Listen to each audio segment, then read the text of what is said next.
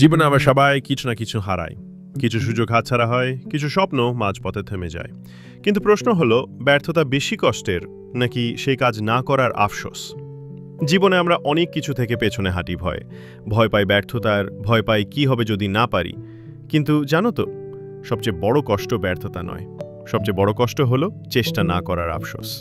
আজ আমি তোমাকে বলবো মায়ার গল্প। একটা মেয়ে, একটা গিটার, আর একটা অসম্পূর্ণ স্বপ্ন। মায়া ছোট শহরের এক মেয়ে। তার চোখে ছিল বড় স্বপ্ন, গায়িকা হওয়ার। রেডিওতে গান শুনে সে প্রথম প্রেমে পড়ে সুরের। বাবা কষ্ট করে একটা পুরনো গিটার এনে দিল, সেই ছিল তার সবচেয়ে বড় উপহার। সে ইউটিউব দেখে গান শেখে, নিজের গলায় সুর খোঁজে। তবে চারপাশে মানুষ তাকে বারবার থামিয়ে দেয়। গান গেয়ে কেউ ভবিষ্যৎ গড়ে না। তার পরিবার চায় মায়া পড়াশোনা করুক, একটা চাকরি পাক। স্বপ্নকে একপাশে সরিয়ে রেখে মায়া পড়ে অ্যাকাউন্টিং। সময় কেটে যায়। পিপল লাইক মায়া এখন কর্পোরেট চাকরিতে। সকাল 9টা থেকে 5টা কম্পিউটারের স্ক্রিনে বসে থাকে সে, কিন্তু মন পড়ে থাকে ওই গিটারের তারে। সেই গিটারটা এখন ঘরের এক কোণে পড়ে ধুলিতে ঢাকা। একদিন সে দেখে তার এক স্কুলের বান্ধবী ভাইরাল হয়েছে নিজের গান নিয়ে। ছোটবেলায় দুজনেই গান গাইতো, কিন্তু একজন স্বপ্নের পথে হেঁটেছে আর একজন থেমে গেছে সমাজের কথায়। মায়া তাকিয়ে থাকে ফোনের পর্দায়, চোখ পেয়ে নেমে আসে এক ফোঁটা জল। সে জানে সে ব্যর্থ হয়নি, কারণ সে কখনো চেষ্টা করেইনি। কিন্তু আজ সে পড়ে আফসোসে। ব্যর্থতা হলে তুমি বলতে পারো, আমি অন্তত চেষ্টা করেছিলাম। কিন্তু আফসোস, সে তো তোমাকে চিৎকার করে বলবে তুমি কিছুই করনি, শুধু স্বপ্ন দেখেই থেমে গেছো।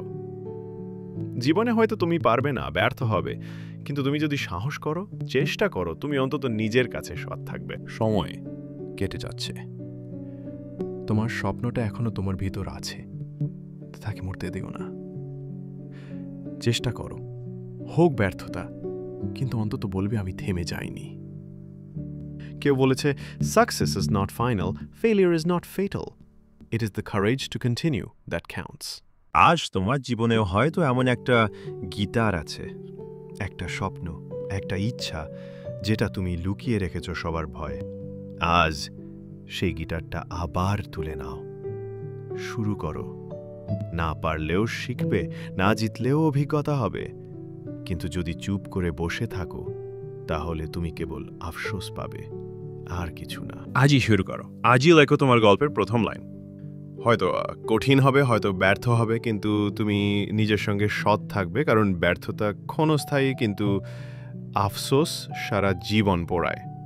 তুমি পারবে, তুমি চেষ্টায় জিতবে, কিন্তু থেমে গেলে কিছুই পাবে না।